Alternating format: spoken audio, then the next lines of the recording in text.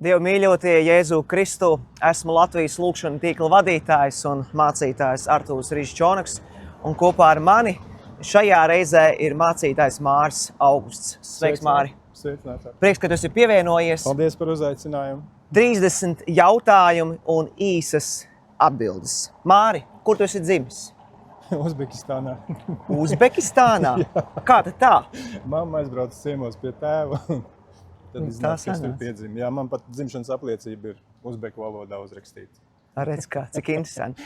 Kāda ir tava mīļākā vieta Latvijā? Mājas? Mājas. Noteikti. Vienā teikumā, kā tu sevi raksturotu? Nezinu, tas labāk Dievam jāprasa ir. To es Jā. nevarēšu atbildēt. Kāda ir tava dzīves jēga? Noteikti kalpot Dievam. Jo jēga parādījās tad, kad nožēloja grēkus. Lielāka jēga un vairāk. Dosimies ceļā. Par ko tu pateicies Dievam šobrīd? Par to, ka šorīt viņa žēlastība atjaunojusies par mani, ka es varu elpot, redzēt, dzirdēt, man mīļie ir dzīvi. Un paldies Dievam, viss ir kārtībā. Tava mīļākā grāmata? Protams, ka Bībele. Kāpēc? Tur ir 66 grāmatas iekšā. Jā. Daudzi teiks, es arī lasu Bībeli vai lasīšu Bībeli, bet kāpēc tieši Bībeli? Neatsaucoties uz to, ko citi saka, man ar tā ir rokas grāmata. Jā, kas man tiešām dod spēku. Un ir Dievs uz mani personīgi runājis ir caur vārdu. Un šis vārds ir īstenojies manā dzīvē burtiski. Pēc vairākām stundām tas ir noticis. Tā kā Bībele. Pēc kā tu ilgojies? Ja ilgojies. Labs jautājums. Visi mēs pēc kaut kā ilgojamies. Noteikti redzēt savu kungu vaigā. Nu? Vai tev ir svarīgs Dieva tūms tavā dzīvē? Ļoti. Un pat vajadzīgs. Kāpēc? Tāpēc, kad viņš dod spēku, gudrību, visu nepieciešamo, lai es varētu darīt viņu prātu. Tava mīļākā Bībeles rakstuvieta? Efeziešiem 2:8, un no žēlastības jūs esat pestīti ticībā, tas nav no jums, tā ir Dieva dāvana. Protams, ir arī citas, jā, kas vēl pakārtojas, bet šī ir tā galvenā, teiksim. Tas ir. Māri, kāpēc tu ar mani sarunājies? Tāpēc, ka tu uzdod jautājumus. Kā es par neatbildēt draugam? Jā, paldies tev. Tava mīļākā dziesma? Godiniet, Jēzu, godiniet. Amen. Mēs dzīvojam ļoti nopietnā laikā. Kur meklēt mieru? Dieva vārdā, lūkšanā un attiecībās ar Dievu. Jo pasaule jau to nespēj dot. To spēj dot tikai Dievs. Jēzus teica, savu mieru es jums dodu, atstāju, nekā pasaule dod. Un es domāju, ka tas ir galvenais. Kur nemeklēt? Noteikti alkoholā nē, narkotikās nē, attiecībās ārpus laulībām nē un visās pārējās lietās, kas ir ārpus Dieva vārda. Tur nevajag meklēt, tur viņi nav. Amen. Vai Dievs atbild uz lūkšanām? Jā, 100%. Manā dzīvē ir bijuši arī brīnumi, kad Dievs izdziedina acu mirkli. Atbild. Jā. Varbūt vēl ir kāda no atbildētām lūkšanām? Jā, protams. Mans brālis ir ar Dievu. Man ģimene ir glābta, bērni ir ar Dievu, mazbērni ar Dievu. Slavu Dievam! Notikums, ko tu nekad neaizmirsīsi savā dzīvē? Tad, kad nožēloju grēkus, 3,5 gadi, kad man bija, kad pieņēma Jēzu, uzticēja viņam savu dzīvi. Tas ir tas notikums mūsu dzīvē. Mazliet atpūtīsimies. Māri, vai tu tici Dieva pārdabiskam spēkam? Jā, es esmu izbaudījis to. Kāpēc? Tāpēc, ka es to esmu izbaudījis. Jā. Es nevaru paskaidrot to. Cilvēks izjūt pats, tad, kad viņš ir tuvās attiecībās ar Dievu. Kad viņš uzticās Dievam pilnībā, tad ir iespējams šo spēku just. Faktiski viņš visu laiku riņķī. Vienīgais mūsu sajūtas varbūt nav aktivizētas. Jā, kāpēc es tev jautāju šo vārdu? Kāpēc? Tev arī atbildēju, jo bieži vien cilvēki, viņi klausās, tu atbildi jautājumu, ka tu saki, jā, es tam ticu, bet kad tu esi to piedzīvojis, kā tu saki, tad cilvēki arī saprot, ka tā ir reāla pieredze tavā dzīvē, un no tā tu nevari atteikties, un to tu arī nevari aizmirst. Kāpēc tu esi mācītājs?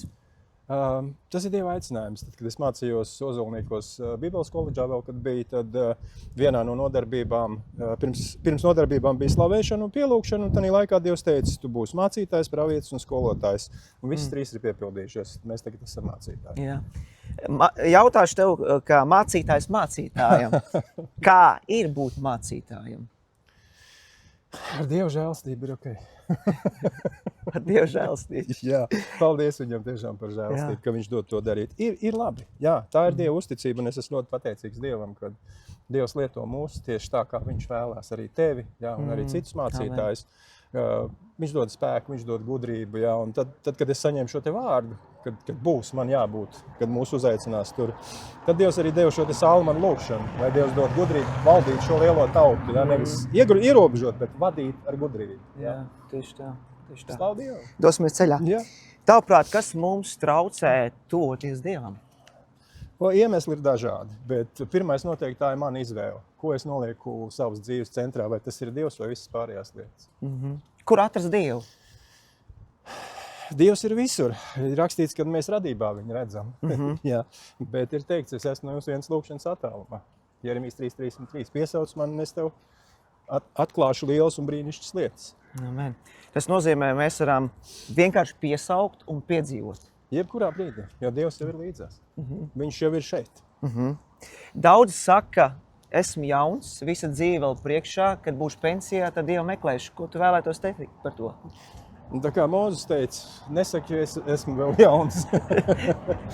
Protams, ka nē, dārgie, ja ir iespējams uzticēt Kristum savu dzīvi, tad dariet to tagad, tāpēc, ka nav neviens mums teicis, ka mēs līdz pensijai nodzīvosim. Tas skan, protams, diezgan skumji, bet tā ir patiesība. Jo katram mums ir savs dzīves ceļš, un cik ilgi Dievs ļaus mums šeit uz zemes būt, es domāju, ka šo laiku vajadzētu veltīt viņam, un lai viņš dod mums gudrību iet tālāk uz priekšu. Tieši tā. Kāpēc mums kristiešiem liecināt par Jēzu tiem, kas vēl nepazīst Dievu? Ja mēs ņemam pēc likuma, tad tā ir pavēle. Ejiet un padariet par mācekļiem visas tautas. Bet patiesībā mēs to darām tāpēc, ka mēs mīlam Dievu. Ja mēs mīlam savus vecākus, mēs citiem bērniem stāstījām, ka mums ir labas tētis un mamma. Ja mēs mīlam Dievu, mēs stāstam citiem par viņu brīnišķīgo mīlestību, ar kuru viņš ir gatavs aplaimot katru cilvēku. Bet kāpēc mēs, kristieši, reizēm baidamies runāt? Mēs baidamies izgāzties, tāpēc, ka noteikti tiks uzdots kāds jautājums, kuru mēs nebūsim gatavi, teiksim, atbildēt. Tas varētu būt viens no iemesliem, kāpēc mēs varbūt nevis baidamies, bet esam tādi jau nedaudz kā sasaistīti, tā varētu teikt. Jā. Tev augsts nav? Nē, viss kārtībā, paldies. Vai visi ceļi ved uz debesīm? Uz debesīm viens, bet uz Romu daudz ceļu. Ko nozīmē vārdi, ko Jēzus teica, pasaulē jums ir bēdas, bet turiet droši prātu, es pasaules uzvarējis? To, ka viņš apliecināja Golgātas krustā, kad viņš nomira par mums, samaksājot pilnu cenu. Jo bēdas mums ir tad, ja mēs dzīvojam bez Kristus.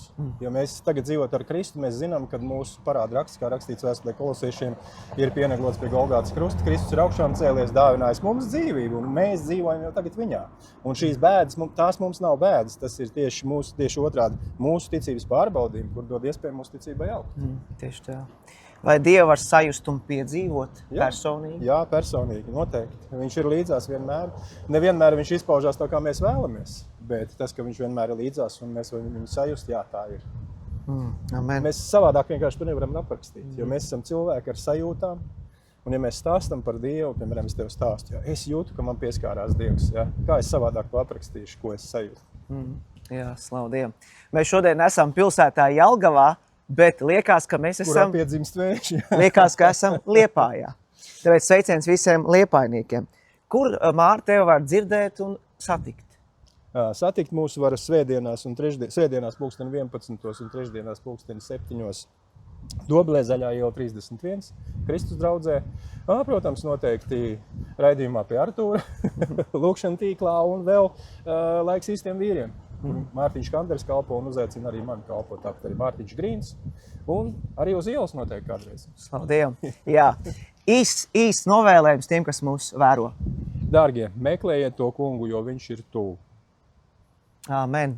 Paldies, ka skatījāties šo īpašo interviju un paldies Dievam par to, ko viņš dara un vēl darīs. Un paldies, Māri, tev par sarunu. Lai Dievs tev bagātīgi svētī. Paldies.